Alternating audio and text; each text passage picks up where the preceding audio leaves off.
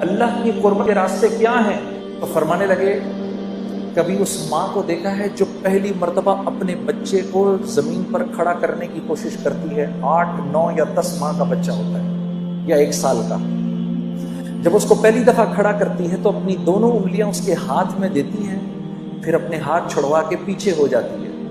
اب بچہ ماں کی طرف بڑھنے کے لیے پہلا قدم اٹھانے لگتا ہے، ابھی پہلا قدم اٹھا نہیں سکتا، ماں فرتے جذبات میں دوڑ کر اس کو پھر گلے لگا لیتی ہے۔ جب بندہ اس بات کا عزم کرتا ہے میرے رب تو کتنا میرا کریم رب ہے، اب تک میں نے کتنا تجھ کو ناراض کیا، آج کے بعد یا اللہ میں تیرے حکموں کو نہیں توڑوں گا، میں پوری کوشش کروں گا کہ یا اللہ میں تیرے حکموں کو پورا کروں، کمی بیشی رہ جائے تو معاف کر دینا۔ جب وہ یہ ارادہ کرتا ہے تو اللہ رب العزت دوڑ کے آ کے اپنے اس بندے کو سینے سے لگا لیتے ہیں۔ ارادہ ملک کا بادشاہ، ملک کا حکمران ابھی اس بات کا ارادہ کرتا ہے، وہ جھوٹے منہ کہتا ہے، جھوٹے منہ میں اس ملک میں اللہ کے حکموں کو پورا کروں گا، اللہ کی مدد براہ راست اس کے ساتھ ہو جاتی ہے۔ جھوٹا ارادہ، اس کا کوئی ارادہ نہیں ہے۔ جب ہم کہتے ہیں نا حسبی اللہ، سوچے سمجھے بغیر ہم کہیں نا حسبی اللہ، بس اللہ میرے لیے کافی ہے، اللہ کافی ہو جاتا ہے۔ حسبی اللہ لا الہ الا هو علیہ توکلت وہو رب العرش العظیم۔ میرے دوستو یہ وہ دعا ہے جو دن میں اگر کوئی 7 مرتبہ شروع میں اور 7 مرتبہ شام میں اس دعا کو پڑھ لے پورے دن کے لیے، اور یہ وہ واحد دعا ہے جس کے بارے میں اللہ کے نبی نے فرمایا یہ میرا کوئی امتی اگر دھیان کے بغیر بھی پڑھے گا اللہ سارا دن اس کے ساتھ ہو جائیں گے۔ حسبی اللہ، میرا اللہ میرے ساتھ۔ کبھی اکیلے میں بیٹھنا، اللہ سے اپنے گناہوں کی معافی مانگ کے پھر تھوڑی دیر میں دل کو ایک تسکین ہوگی، 2 آنسو نکلیں گے، سمجھ جانا اللہ نے خوش ہو کے معاف کر دیا۔ پھر کہنا آنکھیں بند کر کے حسبی اللہ، پھر یاد کرنا کہ بھائی نے کہا تھا یہ بات، ساری دنیا کا مزہ ایک طرف، یہ جو 2 بول تم بولو گے حسبی اللہ، اللہ ایسا سکون دل میں دیں گے کہ تم کہو گے دنیا کی دولت بھی اس کے آگے ہیچ ہے۔ حسبی اللہ۔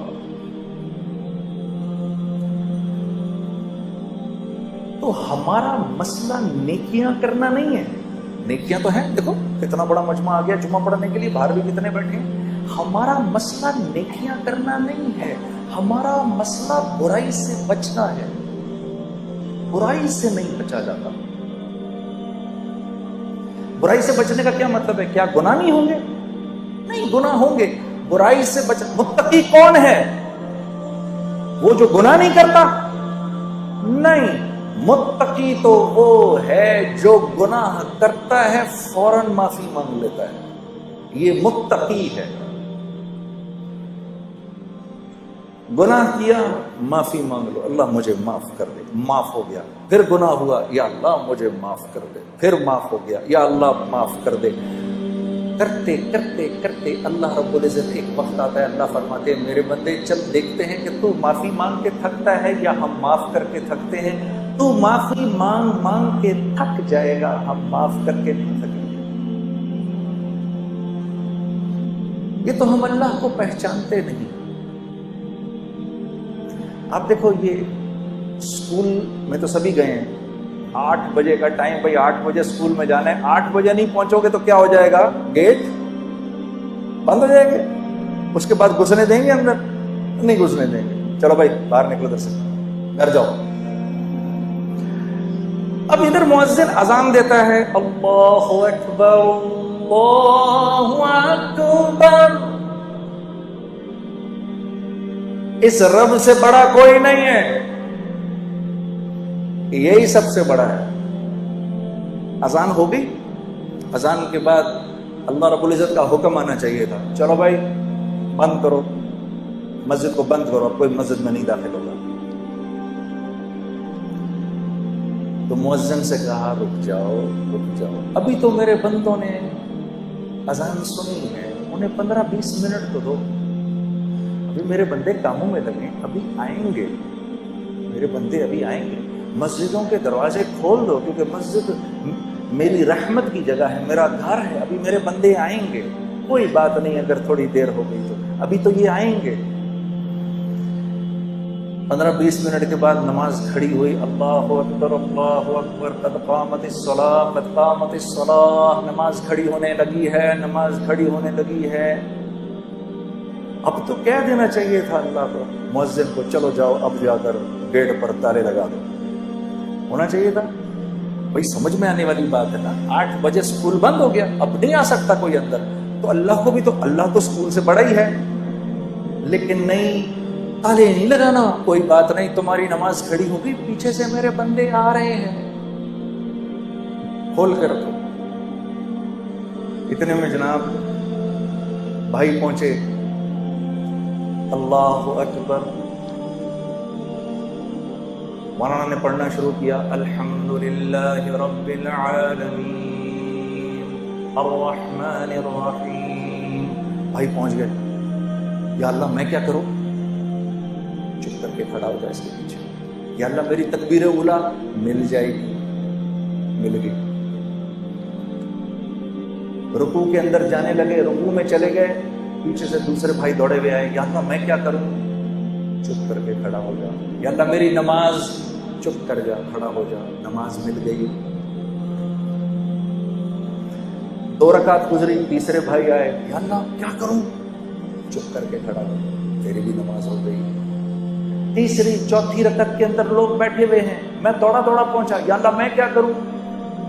چپ کر کے کھڑا ہو جا، بیٹھ جا، اتحیات پڑھ لے، اور سلام پھیرنے کے بعد جتنی تمہاری رکعتیں رہ گئی ہیں کھڑی ہو کے پوری کر لو، میں نماز قبول کر لوں۔ اتنے میں یہ ایک بھائی بھاگے ہوئے آئے، جب سلام پھیرا، یا اللہ میری نماز رہ گئی۔